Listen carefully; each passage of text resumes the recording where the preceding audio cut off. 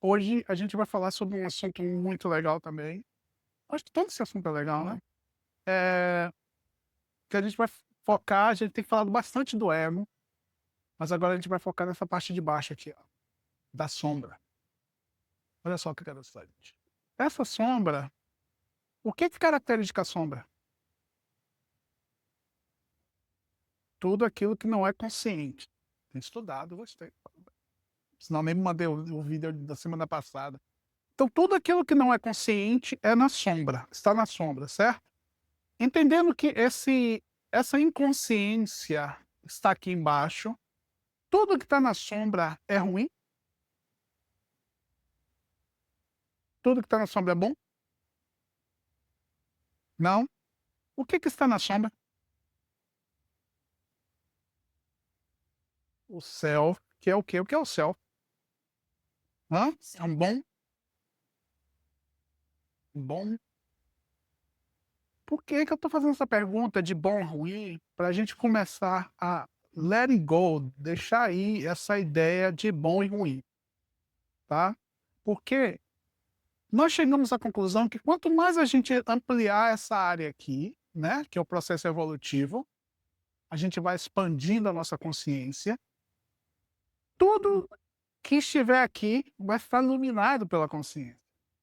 Tudo que você chamava de ruim é bom, né, porque faz parte do processo. Você não pode negar o que está dentro de você, porque a sua função é transformar aquilo. Paulo fala isso de uma forma bem bonita na Bíblia, que ele fala assim: tudo que é exposto à luz torna-se luz. Olha que coisa bonita. Tudo que é exposto à luz torna-se luz, porque aquele momento em que a gente reconhece alguma falha nossa, um complexo que está lá, e a gente se abraça com aquele complexo e entende ele, transmuta ele, aquele complexo se torna o quê? A gente conversou isso na última aula. Luz dentro da gente, né? A gente vai ter a capacidade de poder auxiliar aquela pessoa que está andando com um complexo, tendo o mesmo complexo, porque você tem a história. Então você sabe os ins and outs do processo, você vai poder ser mais efetivo e ajudar. Faz sentido? Então, uma das coisas que a gente aprendeu que aqui no ego, é que o ego ele é um porteiro. Então as coisas que entram e saem dele, mas esse entrar e sair, o ego é uma referência, né? Mas esse entrar e sair, ele acontece em nós como um todo. O ego ele não precisa estar ciente de tudo, não. Eu estou falando com vocês olhando para lá, eu estou ciente de, mas eu, no sentido geral, eu sei o que está atrás de mim, né? Eu não tenho consciência de, mas está tudo sendo gravado. Faz sentido? A ciência já prova até isso, que eu acho maravilhoso. Então, aqui na sombra tem todo o potencial que a gente tem do todo. Então a sombra não é necessariamente uma coisa ruim. A gente tem falado do self pra caramba. O que é um self? O self é um arquétipo, é um novo conceito que a gente vai aprender. Arquétipo. O arquétipo,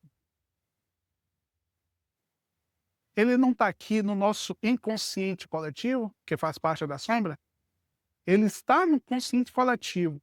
E o arquétipo poderia ser para a gente o que nós chamamos de forma. É um padrão, que a gente vê esse padrão em toda a humanidade, né? Todos nós temos um self, que é um padrão, chama de self. Todos nós temos essa necessidade de evolução, de evoluir, né? Ter esse fingerprint divino dentro da gente. Todos nós temos um conceito de herói. Pode ir em qualquer cultura que tem esse conceito de herói. Tem uma forma de herói, tem um conceito de mãe, conceito de pai, né? Conceito do místico da coisa. Toda a sociedade tem isso, não tem? Tem essa história? Então isso tudo são arquétipos que a gente tem.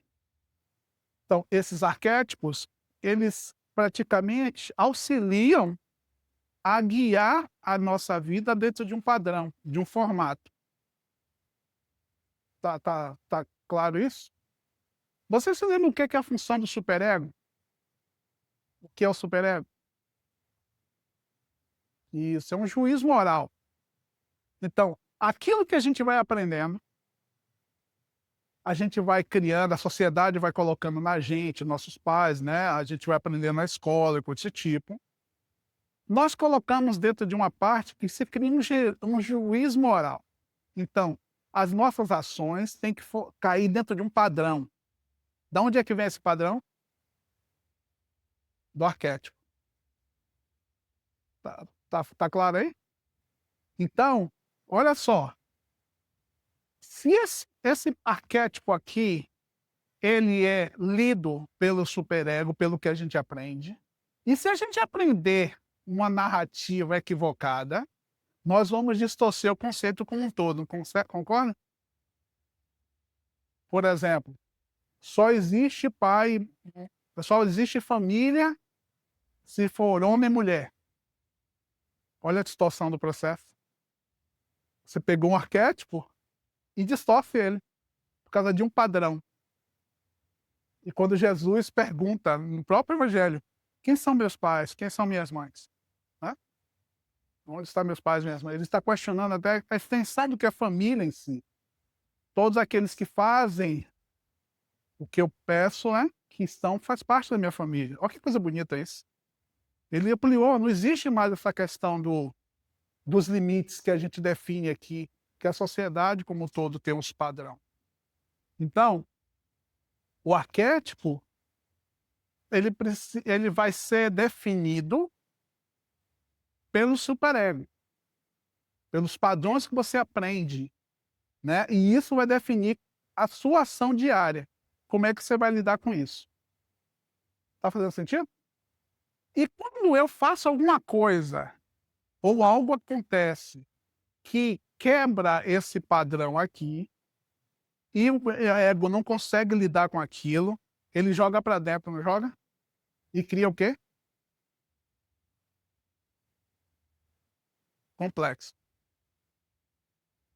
Então, padrão de beleza. Nós temos a ideia de belo dentro da gente.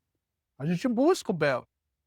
Mas o que é belo varia culturalmente, não é?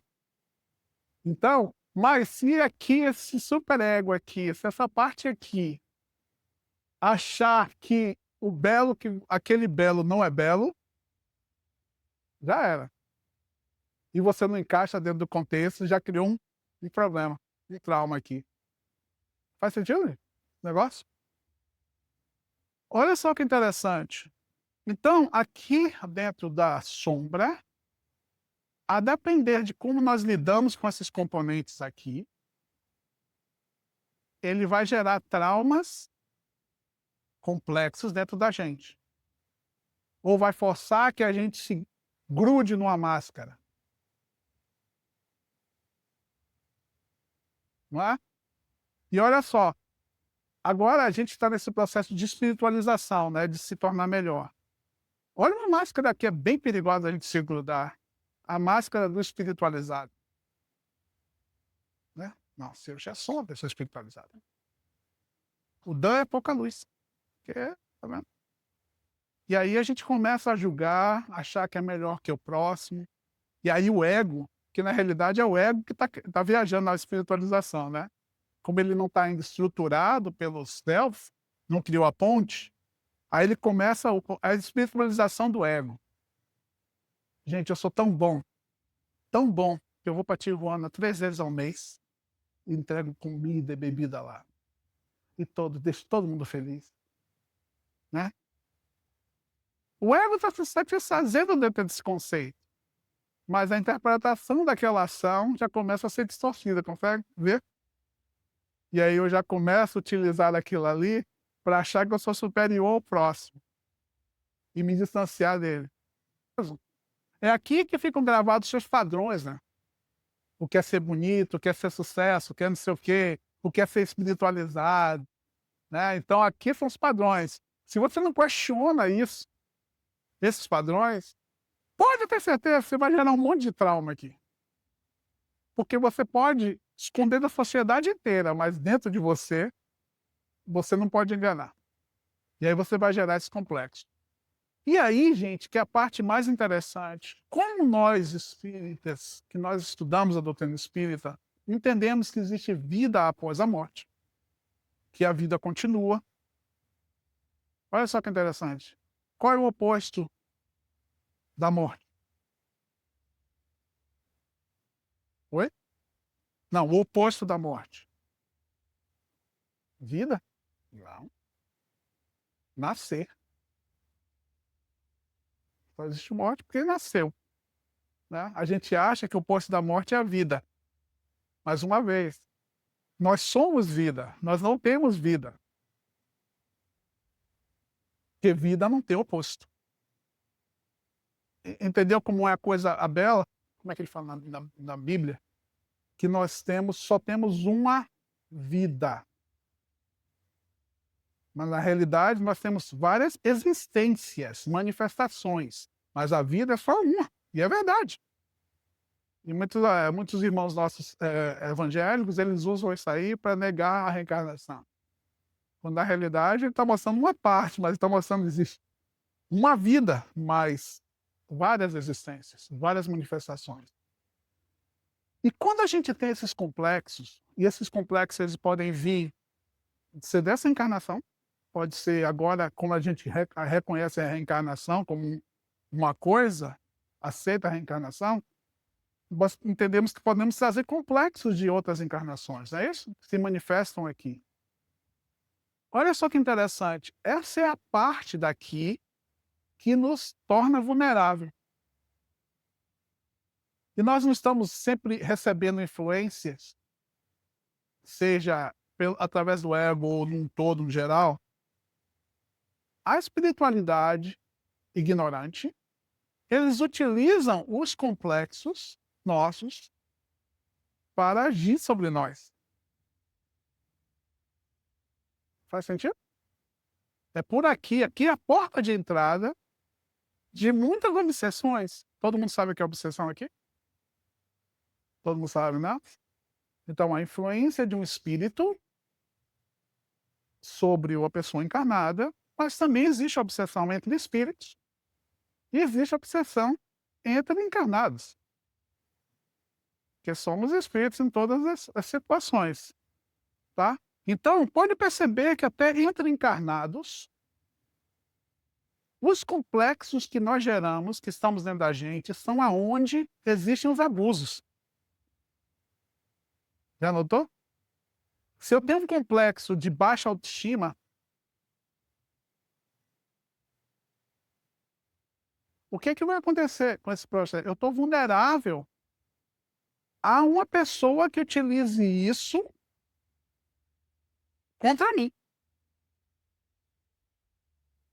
Tá? Então, se uma pessoa chega para você e faz assim, cara, você é muito feio, e você tem esse complexo aqui, você vai entender aquilo ali como verdade. Por mais que aquilo ali não seja realidade. Eu conheço pessoas que são lindas, lindas, mas não se acha. Não se acha. E aí, na hora que alguém chega e fala de um sapato, alguma coisa, aquela pessoa se destrói por dentro. Porque existe este complexo aqui.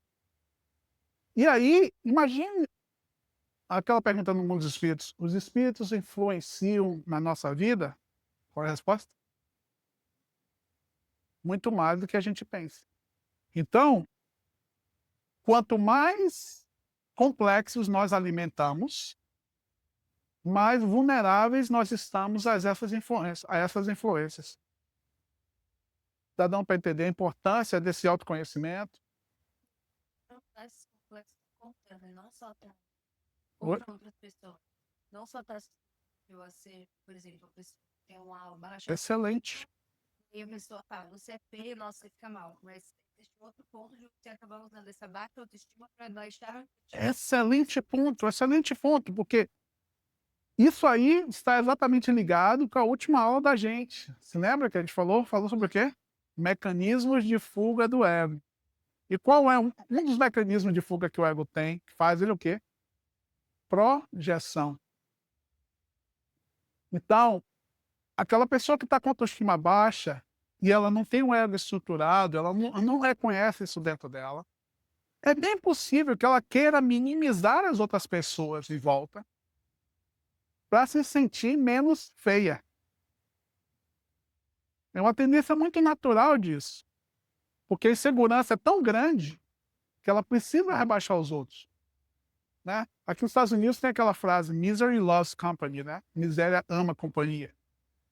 Então, é muito natural que esses complexos que a gente tem, não trabalha e não reconhece, a gente projete no outro. E a gente acaba virando um obsessor da outra pessoa. Já notou isso? E é a partir desse processo que a gente começa a perceber relacionamentos abusivos. São através desses complexos que os relacionamentos abusivos acontecem.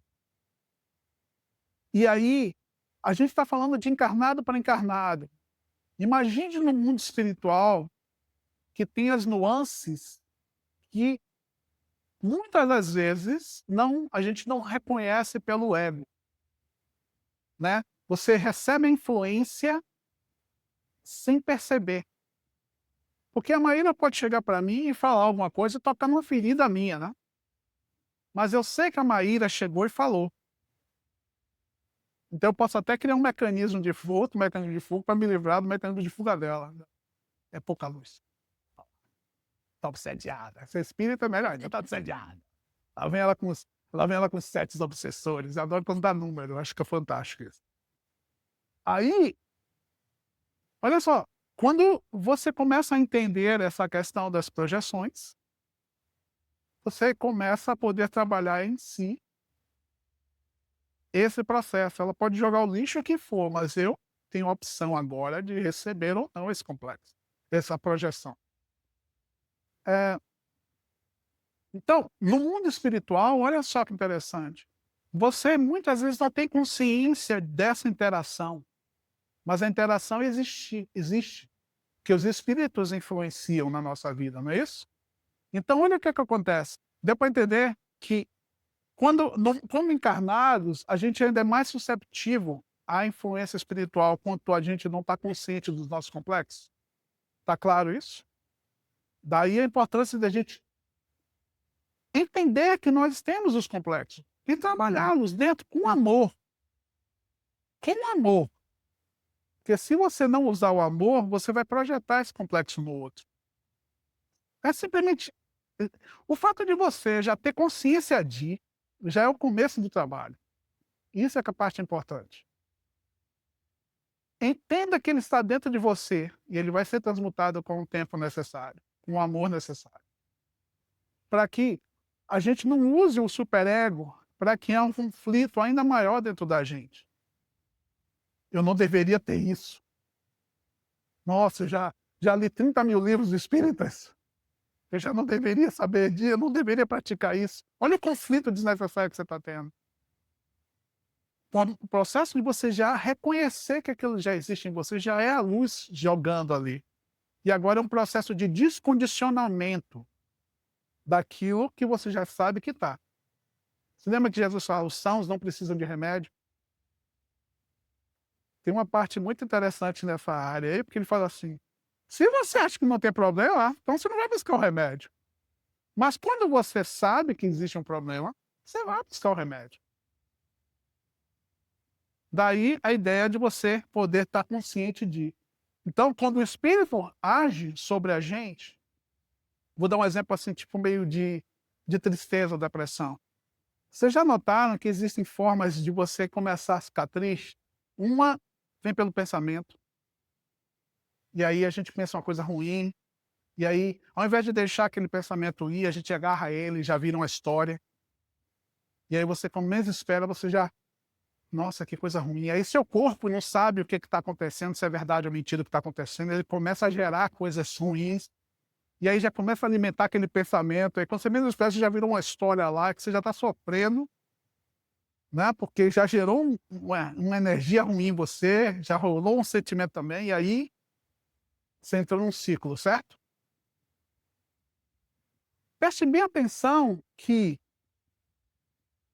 nesse processo, quando você muda o pensamento, se você logo no começo vier para o pensamento e você conseguir mudar esse pensamento, arranjar alguma outra coisa para fazer, tentar trabalhar, fazer outra coisa, ou ler alguma coisa positiva, ou já automaticamente você já começa a se não alimentar o ciclo.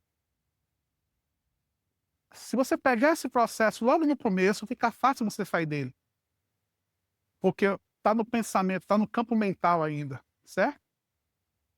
Quando ele entra na parte do emotivo, é que começa a ficar mais difícil, que já começa a entrar um feedback, que aí você precisa realmente dar uma trabalhada melhor.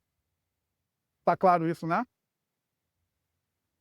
Quando existe um processo de espiritual e a gente age sobre o complexo, às vezes, essa questão de tristeza, ela vem já pelo sentimento, pela emoção, a carga emotiva. Você estava até bem, de uma hora para outra você está triste.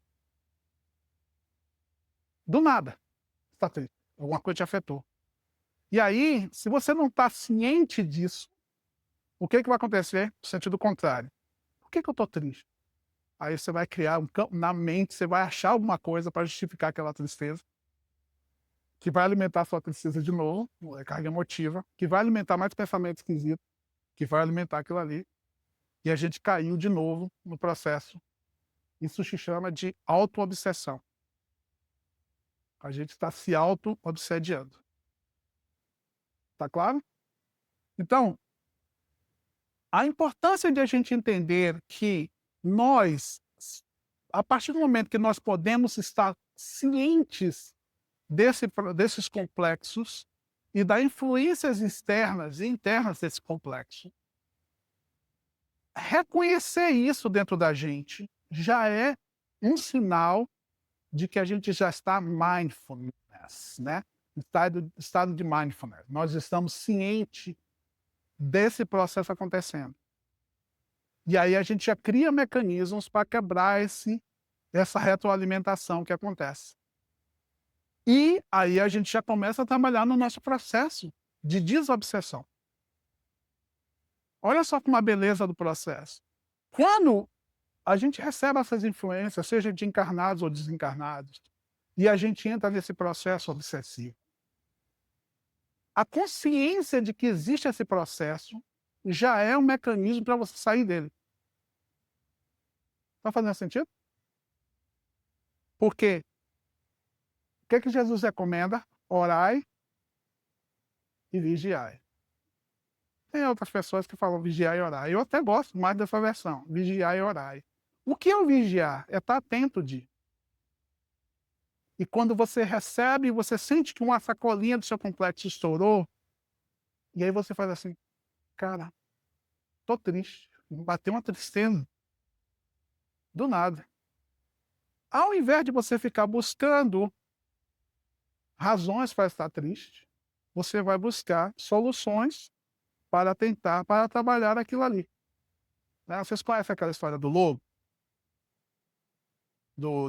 É uma história indígena muito linda. Conhece? O avô,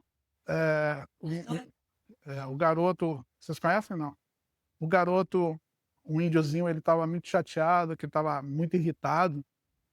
E aí ele foi falar com o avô, porque ele estava muito irritado com outro amiguinho lá, e aí o avô chegou. É normal, dentro de nós temos dois lobos. Um é irritadiço, né, quer sempre confrontar, brigar, e o outro é de paz. E eles estão sempre assim, de frente ao outro. E o irritadiço quer brigar sempre. Aí o menino pergunta pro avô, mas qual é o que vai ganhar? É aquele que a gente alimentar. Então, quando você percebe que aquelas coisas estão, as influências estão chegando, entenda que uma sacolinha, o seu complexo, ele está ativado, e você pode olhar para aquele complexo, ficar mais atento e vigilante do que está acontecendo, para que você não alimente aquilo ali, escalone para níveis mais pesados. Certo? é sempre importante estar ciente, quanto mais cedo a gente detectar isso acontecendo, mais fácil é sair desse processo. Faz sentido porque, né, que a gente não acelerou o ciclo, né, de negatividade. Mas se a gente já cair, tem hora que a gente só vai acordar nisso quando o negócio já a gente já está tendo uma crise de ansiedade. O fato de você estar ciente de que esse gatilho está acionado dentro de você e é por isso que você está tendo aquela crise de ansiedade, ele já vai te dar as condições necessárias para que você pare aquele ciclo pernicioso. Vai demorar um pouco mais para você descondicionar aquele processo, mas tem uma frase que eu adoro ele assim: quando você se vê no buraco, a primeira coisa que você deve fazer é parar de cavá-lo, tá? Então, essa é a ideia principal. Quando você percebe que você entrou no buraco, que está nele, pare de cavar o buraco. Ou seja, pare de alimentar o ciclo de negatividade. Pensamento, emoção negativa, pensamento negativo, emoção negativa, e comece a bombardear você de positividade. Aí ouvir uma música que relaxante, achar músicas que te tragam felicidades, que te deixam, né, que fazem uns gatilhos positivos dentro de você. E aí você começa a conversar com a pessoa, trocar ideias com outra pessoa, procurar os amigos. Uhum. Isso. Eu sou um terapeuta também, então. Então, esse processo aí, se você fizer ele, você automaticamente está saindo, parou de alimentar o ciclo. Se você demorou muito tempo para fazer ele, só vai demorar um pouquinho mais para você sair dele também, porque você se condicionou a entrar nesse processo. Então você vai ter que passar por um processo de descondicionar aquilo, para voltar ao equilíbrio, certo? Tá claro então como a sombra e a obsessão, elas agem, elas se interagem, tá? Então pronto, semana que vem a gente já vai tá quase no fim, viu? Tá quase no fim.